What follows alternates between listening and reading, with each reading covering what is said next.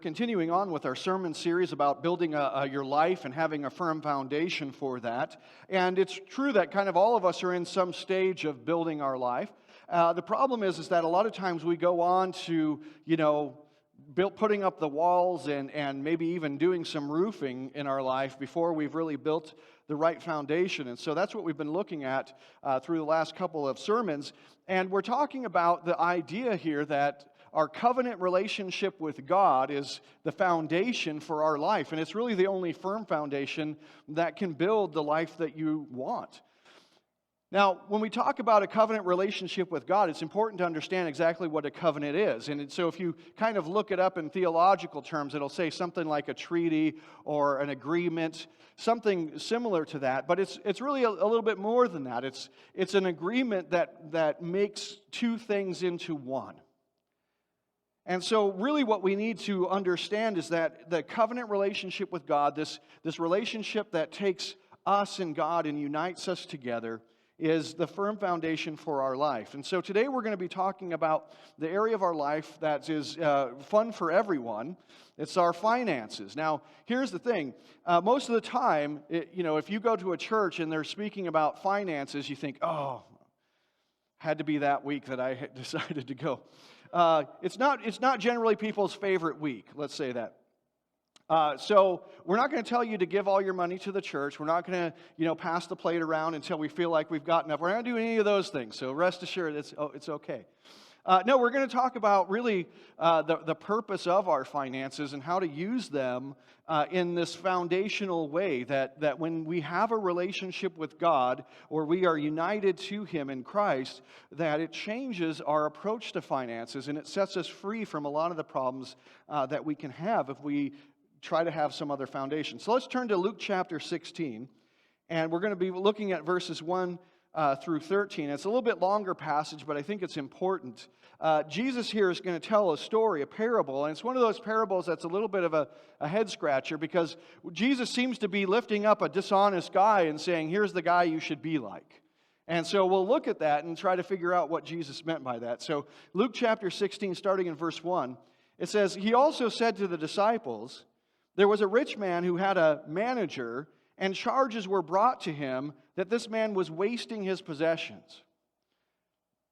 So this manager is not very good at his job. Now, when we say wasting his possessions, was he just bad at his job? Or was he downright kind of, dishonest? Was he stealing? Well, there's a lot of people that think that he was probably more the latter. So this guy was a dishonest manager. He wasn't good. It says that, verse 2, he called him and said to him, what is it that I hear about you? Turn in the account of your management, for you can no longer be a manager. And the manager said to himself, what shall I do? Since my master is taking the management away from me, I am not strong enough to dig, and I am ashamed to beg. I have decided what to do, so that when I am removed from management, people may receive me into their houses. So summoning his master's debtors, one by one, he said to the first, how much do you owe my master? And he said, 100 measures of oil. And he said, take your bill and sit down quickly and write 50. Then he said to another, and how much do you owe? He said, 100 measures of wheat. And he said to him, take your bill and write 80. The master commended the dishonest manager for his shrewdness. For the sons of this world are more shrewd in dealing with their own generation than the sons of light. And I tell you, make friends for yourselves by means of unrighteous wealth, so that when it fails, they may receive you into the eternal dwellings. Now that sounds weird, doesn't it? It's basically Jesus saying, hey, first of all, be really bad at your job, and then secondly, be dishonest, and when you get that dishonest money, spread it around. And that way, people will like you. Probably not. We'll get to that in a second. Verse 10 says, one who is faithful in very little is also, one who is faithful in very little is also faithful in much. And one who is dishonest in very little is also dishonest in much. If then you have not been faithful in the unrighteous wealth, who will entrust you to true riches? And if you have not been faithful in that which is another's, who will give you that which is your own? No servant can serve two masters, for either he will hate the one and love the other, or he will be devoted to the one and despise the other. You cannot serve God and money. And this is why it's important for us to build the right foundation, because ultimately you can't serve two masters. You can't have two different goals in life. You can't have two different directions. And so as you build the foundation of your life, it's going to set the course and direction. So we're going to talk about three things today. We're going to talk about money and relationship, because really that's at the heart of this story. Secondly, we're going to talk about money and worship, because money has a lot more to do with worship than we often realize. And three, we're going to talk about money and freedom. How do we experience true freedom in our financial lives? So first of all, let's talk about money and relationships. So it's really interesting here that this parable is fascinating for the fact that Jesus seems to be saying that this guy was good for being bad. But that's really not what he's saying if you look at the meaning of the parable. Jesus isn't saying go act like this guy. What he's saying is that this guy was shrewd. He's not saying that this guy was, somehow honest or virtuous or anything like that. He's saying he's shrewd. What he's saying is that when things started to fall apart, he knew what he needed to prioritize. Now, it would have been better for him not to have things fall apart at all, but when they fell apart, he knew what to prioritize. And what he knew is that the priority was not money, but relationships. And that's really the point of what Jesus is saying here, is that unfortunately, a lot of people are a lot less shrewd than this guy. They don't know what to prioritize in their life, because a lot of us will give up relationships for money, when the reality is that the only real purpose for money, the only thing that money is really good for, the reason that it exists, the reason that we have it, is so that we can build relationships. Now, what am I saying? Do we need to buy our relationships? No. But remember last week we talked about work. And the idea behind work is really important. Remember, we talked about how work is really the manifesting of covenant. So if I go out and I go in my yard and I pull weeds, I'm manifesting covenant with the earth. Remember, God called me into a covenant with the earth. God called me to work and keep the earth. God called me to tend it, to glorify it. And so when I go out and I pull weeds, that's the manifestation of that. If I am a sculptor and I have a piece of wood and I start carving it, there's a manifestation of covenant with the wood, because the wood's becoming more like me and I'm becoming more like the wood. In the same way, when we work in relationships with people, when we work on our relationships with people, we're manifesting covenant with them. We're saying, hey, I want to get close to you. I want to get close. I want to know who you are. I want us to be united. And so when we work on relationships, that's the goal. And so the idea here is that work is relational in nature because it's covenantal in nature. And really what money is it's kind of a store of work. It's a way to take work and preserve it and transport it and transfer it. And so just like in our work life, in our financial life, money is relational, or it should be relational. So let's talk about this a little bit. I was, my first pastoring job, I was working with a guy who was a family minister, and he had this really interesting book. It was volume 10 of a big study, and volume 10 was the only one he had. And I asked him about it. I said, what is this that you only have one volume out of 10? And he goes, well, that was the only interesting one. And really what this was it was a 10-volume study. A guy had decided to do this really interesting sociological and psychological study of poor kids and what the things that they faced in life. And for 9 volumes, that's what he did. But he said that all the time that he was out interviewing families and interviewing kids and writing this stuff up, he said that the poor people kept telling him, who you really ought to go study is the rich people. Because, man, they're weird. And so that's what he did. He decided that he would take his advice. He hadn't planned on it, but then he wrote the 10th volume, and that's really the only one that anybody ever bought because it was so interesting. And what he found was that the rich kids actually had more issues than the poor kids did. Isn't that strange? That they had more, all the things you think about poverty bringing and crime and violence and all that kind of stuff, they faced it, and it caused scars in their life. But yet, what he found was that in rich kids, the scars were much worse. They were much deeper. They were much more debilitating. Why did he find that out? Well, in Jesus' day, what happened is that the rich people weren't looked at very well because they had a tendency to alter the rules to suit themselves. It's a good thing that doesn't happen today. And what we find here is very interesting, and that is the more wealth we receive. Here's something very fascinating. The more wealth we receive, the more we isolate ourselves. This is true, and you know it's true. The more wealth we have, the more we isolate ourselves. How many times have you gone to a poor and gated neighborhood? You been to a lot of those? I mean, we could say a prison is kind of, because prisoners don't have a lot of money. But the thing is that, you don't go to poor gated neighborhoods. You don't. They don't have them.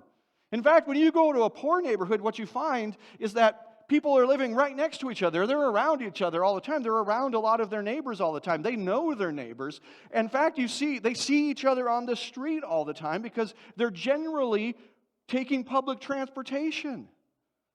And so they see each other at the bus stops, and they talk to each other at the bus stops, and they see each other on the bus, and they talk to each other on the bus. And you know what we want? We want to be able to afford a car so that we can isolate ourselves.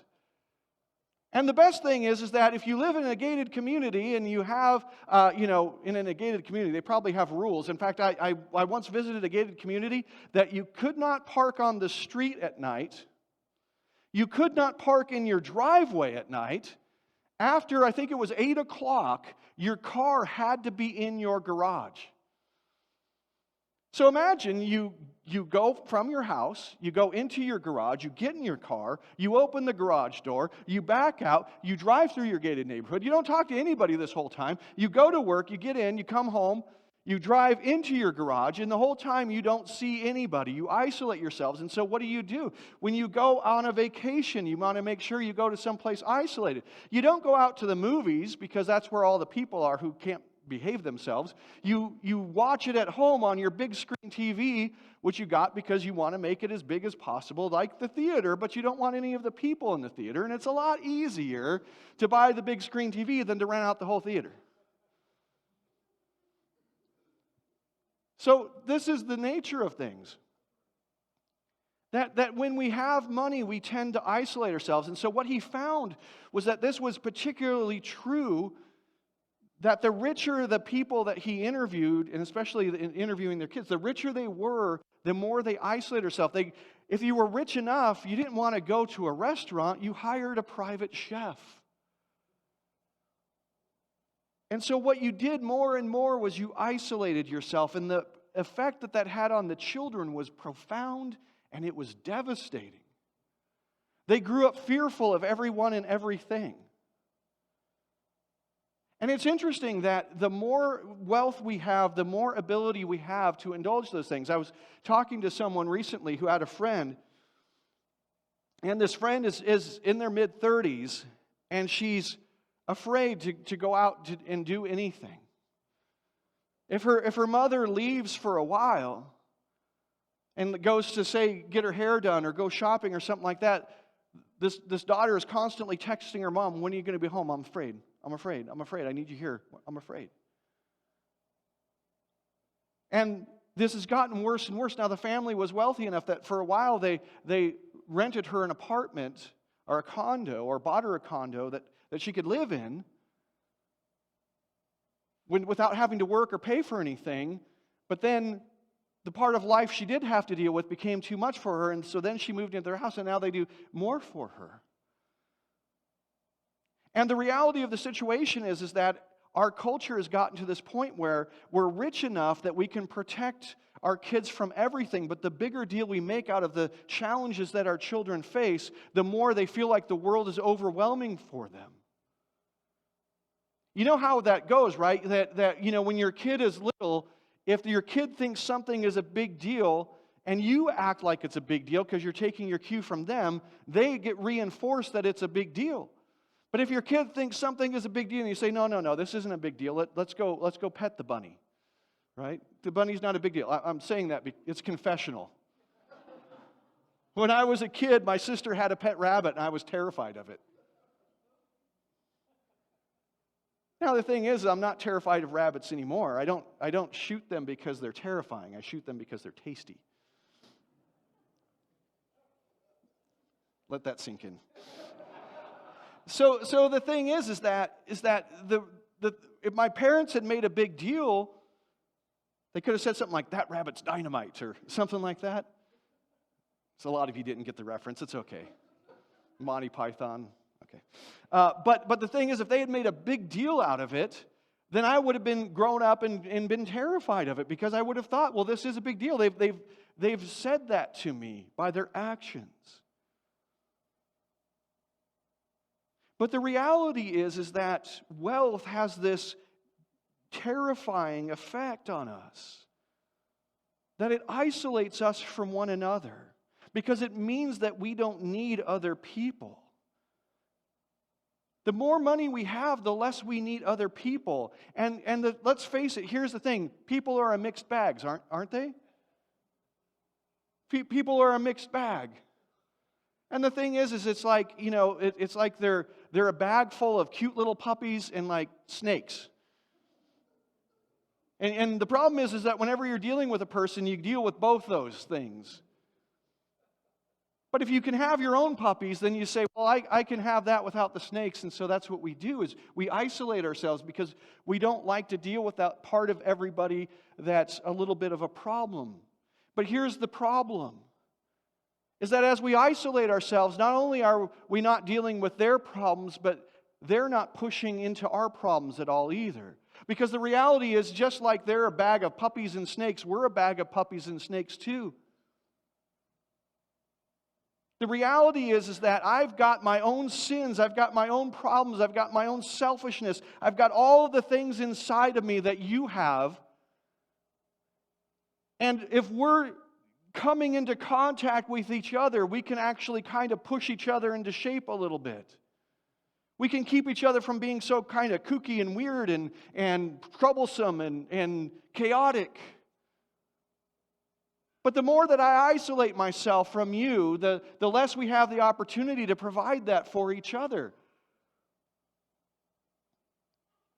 In Matthew chapter 6, verse 19 through 21, it says, "Do not lay up for yourselves treasures on earth, where moth and rust destroy and where thieves break in and steal. But lay up for yourselves treasures in heaven, where neither moth nor rust destroy and where thieves do not break in and steal. For where your treasure is, there your heart will be also."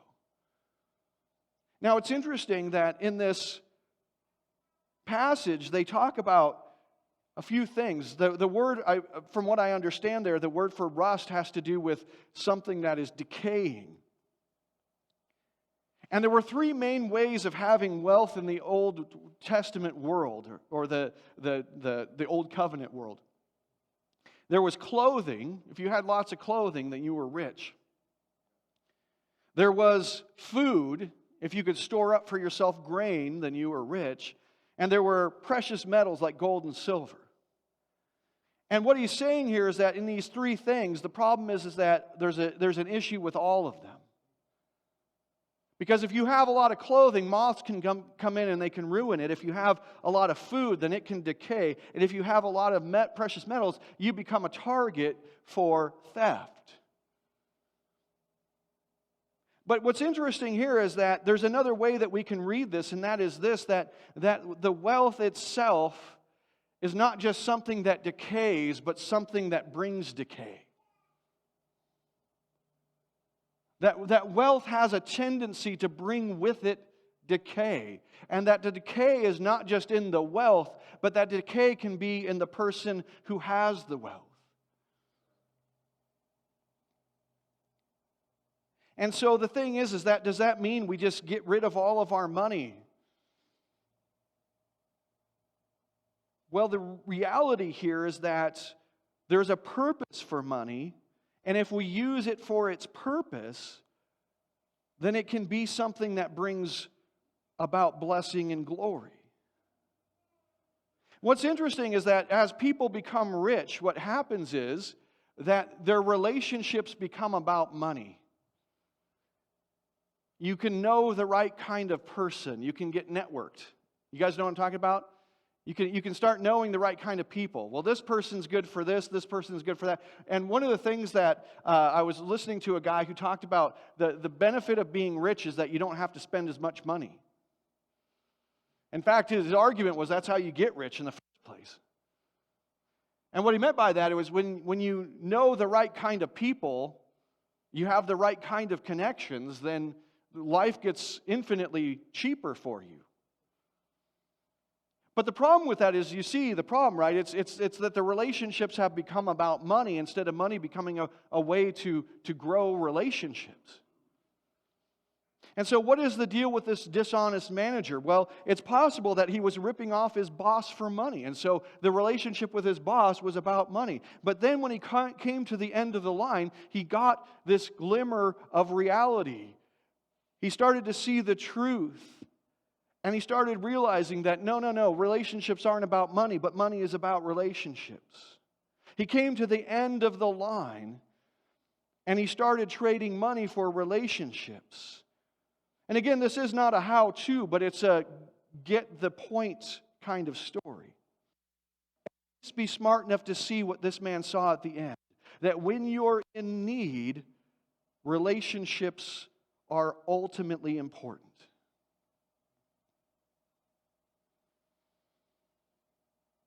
How would your life change if you lost everything? You know, there's a lot of banking things going on. That's fun, isn't it? You guys been watching that? All the bank stuff going on? What happens if tomorrow you couldn't get any money out of your bank? You couldn't get anything. You know, do you guys remember that time when it was a long time ago, many years ago, that the gas pipeline coming into Phoenix, it like burst or something happened to it? You guys remember that? And I remember seeing on the news, this is happening, and there was almost immediately long lines formed at the gas stations. And I said to myself, I will not get fooled. You know, these things are always blown way out of proportion. There's going to be plenty of gas. Everything's going to be fine. I am not going to go and wait at the gas station for gas. I am too smart for that. 2 days later, I was almost out of gas. And so I happened to be mentioning that here at the church, and one of the older guys at the church said, he goes, don't worry about it. I got a couple jerry cans full of gas in my garage. Why don't you just come by and I'll fill you up? See, I didn't need gas. I needed friends. And see, that's what would happen is if tomorrow you couldn't get any money and that went on for months, what would you do? Like all of us would be turning and relying on the friendships that we have, and we would realize how important those relationships are. We would start realizing that we all really do need each other. You see, money gives this illusion that we don't need that we don't need relationships, when in reality what is happening is money is allowing us to have relationships. Think about this for a second. You know, when you go to the grocery store, you know, that grocery store is open because people can rely on each other. People have relationships. That grocery store is it's a whole hierarchy of relationships, right? There's a store manager, and that store manager knows some honest people who then they hired to come work in their store, and those people are decent, hardworking people, and so they show up every day, and they put out the grapes and they wash them. That would be I would like to do that. Something about washing the fruit, I don't know. But the thing is that, you know, they show up and they do that, and then you show up, and you're a trustworthy person, so they let you in the store. And then you have a relationship with them where there is an exchange, and that money allows you to exchange your labor for their labor. But the exchange itself is relational. But we forget it is because we think it has something to do with that little piece of paper that we have, instead of the fact that that little piece of paper is covering up something intensely relational. And we start relying on that, and we start trading that for the relationships itself, when in reality it's only a symbol of the relationship, and if the relationship disappears, the money becomes worthless.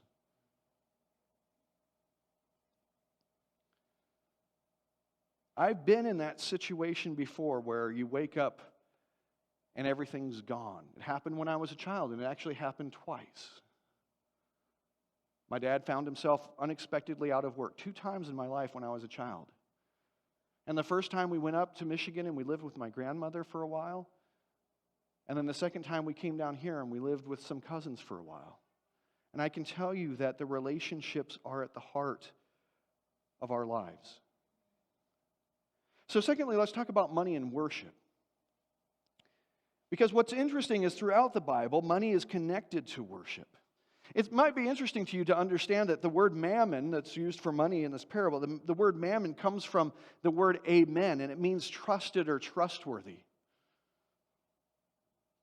And in the Bible, there's this idea that wealth could be personified as a spiritual power. It started to have a power in itself.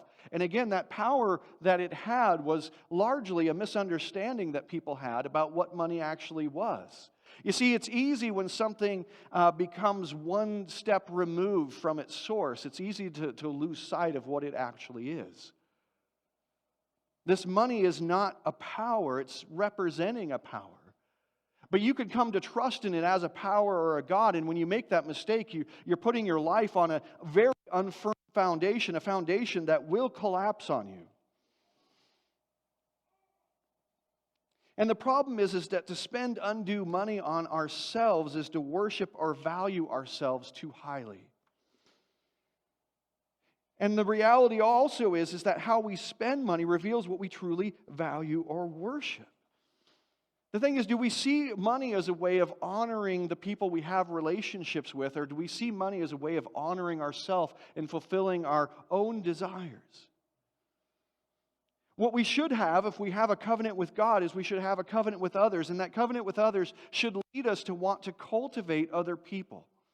Really, that's the idea behind this, is that in our covenant relationships, what do? We cultivate the earth, we cultivate each other to the glory of God. There's an interesting story in John chapter 12. There's a woman named Mary in that story, and Jesus is reclining at the table. And in John chapter 12, verse 3, it says, Mary therefore took a pound of expensive ointment made from pure nard and anointed the feet of Jesus and wiped his feet with her hair. The house was filled with the fragrance of the perfume. So Mary here has a sister named Martha. They're pretty famous in Scripture. Jesus has just raised Lazarus, and he's there at the table. And Mary, who is always wanting to be at the feet of Jesus, is there at his feet, but this time she's anointing him with this very expensive, very costly perfume. In fact, they estimate that the perfume is worth about a year's wages. And if you read on in the story, what happens is Judas goes and he says, hey, this is a huge waste. This is a huge waste. We could be feeding the poor with this. Why are we doing this? This is a huge waste. And we get a little glimpse into the reality of the situation because Scripture tells us he wasn't saying this because he really cared about the poor. He was saying this because he was in charge of the money. And it says that he helped himself to that money whenever he wanted to. You see, money can be a way, or is a way, always of valuing things. It's a way of worshiping. And here what Mary is doing is she's taking this hard-earned money, this year's wage that could be put aside for her future, but she's saying, you know what I value more than anything in my future? You know what I value more than that? I value Jesus. I value my Savior. I value the salvation that He's brought to my household. I value this more than anything else. And I want to show that value. And that value is a perfume that fills the room with this beautiful smell. But notice the difference with Judas. The value in that for Judas is it turns on himself. I value me. I value what could be done with this. How disgusting is it that in the midst of what Mary is doing, this beautiful act of worship, that all he can think about is himself and that money going to value him. And you know what the rest of the story is that he takes this desire for money and he'll fulfill it later by getting 30 denarii, about a tenth of what this perfume was worth, and he will betray Jesus for that. But notice something interesting in his betrayal, that when he gets the money for himself, that it's not satisfying. He goes after he betrays Jesus and he tries to return the money, throws it back to the priests who had given it to him. They end up buying a field that his body will be buried in because he goes out and he hangs himself.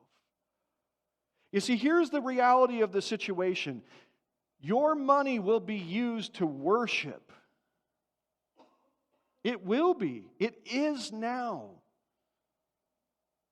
It will either be used to declare the value of God and the other people around you who carry God's image. It will be used to declare His value and their value, or it will be turned around and used to declare your value. But there's a problem, and that is this: whenever you declare your own value, it's always suicidal.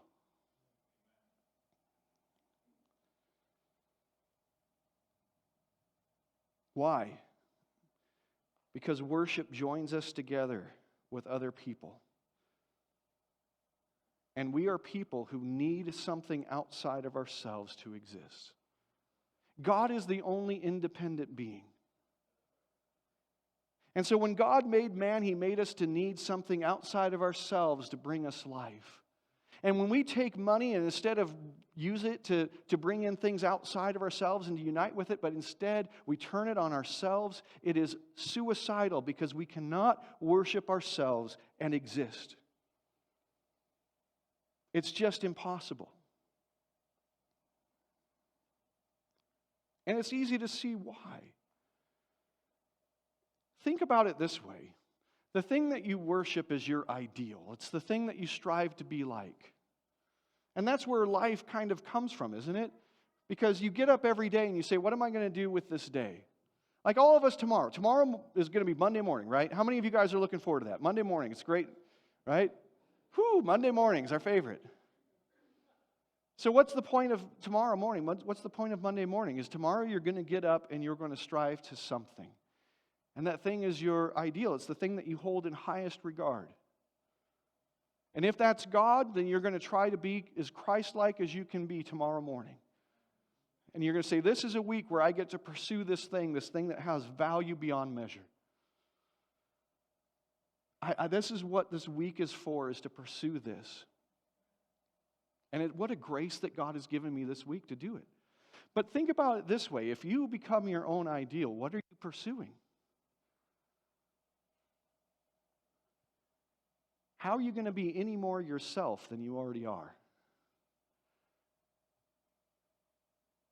You know, whatever you do tomorrow, it's going to be you, right? You're going to get up tomorrow and say, well, I'm going to sleep in and be myself. Okay, well, that's by definition. I'm going to get up and work really hard. That's myself. Okay. Work really hard at what? You see, the problem is that it's an endless self-referential loop that you find yourself in, and it's not something you can base your life on. So how does money finally bring freedom? Well, this ideal is something to strive for, something to aim at, to give your life direction, to give your life purpose, to give your life meaning. And the reality is that we only find joy as we make advances toward that. You guys know what I'm talking about? If you have a plan and you say, I want to send my kids to college, and you start seeing that fact that you're putting money away because you want to glorify them, and you're using that money as a way to enhance your relationship with them, and you're going to send them to college, and you make progress toward that, you're going to be happy. In fact, our brains are hardwired. This is the way brain chemistry works. Our brains are hardwired to experience joy and happiness as we approach a goal, as we get closer to a goal. Well, that goal is our covenant relationship with God. We want to be like Him. And the reality is this: you can't have yourself as your ideal. But when you have an ideal, what you find is that money becomes a tool in pursuit of that ideal.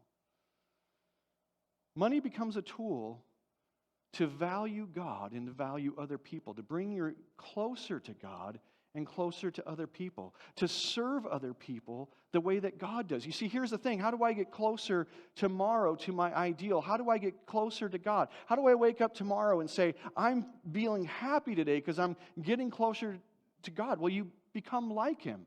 Well, how do you become like Him? Well, you use your resources to bless the people around you. Because isn't that what God does? How many of us are the recipients of God's grace and mercy? Is there anybody here? How many of us have received blessings from God that we didn't deserve at all? Anybody?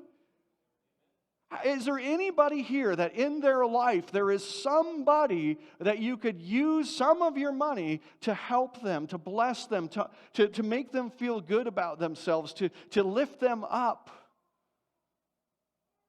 How many of us have somebody in our lives that money can be a tool to cultivate them? Is there anybody here where that's the case and that's the truth, that there is somebody in your life that you could use your money to cultivate? You know what? Here's the thing. If your relationship with God, your covenant with God is the foundation of your life, then what will happen is your money will become tools to cultivate other people. And as you do that, you will experience great joy because you're becoming more like God every time you do.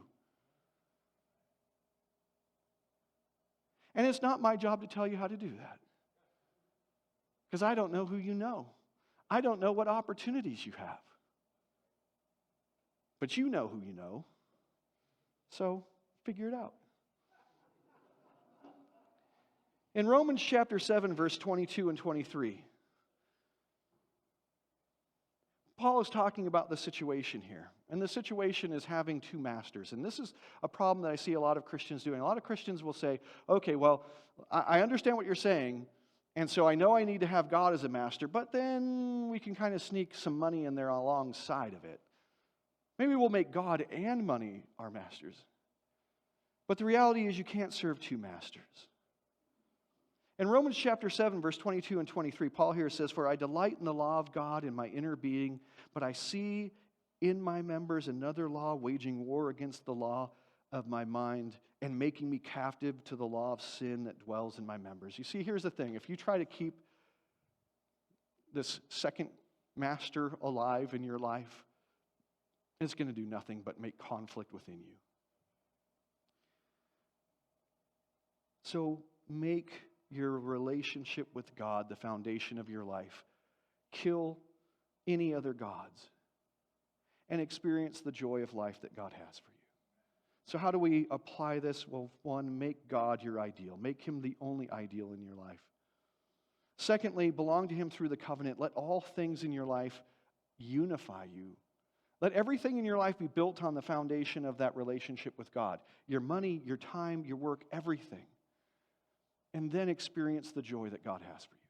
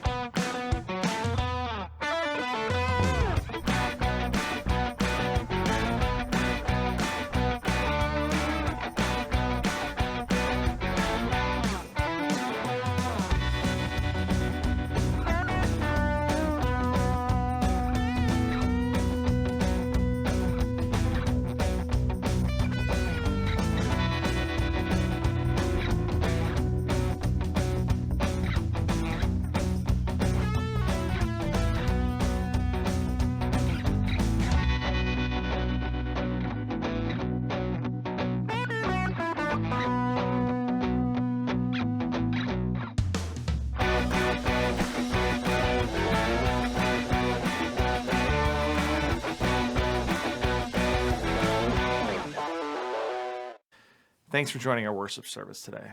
Please follow us on our Facebook page, where you can let us know about any needs or prayer requests you may have and keep up with the latest church news and events. You can also check out our past lessons and videos by visiting our YouTube channel. At First Christian, we strive to be the presence of Christ in the world by helping others to believe in God's love for them, to belong to His church, and to become like Christ in their lives.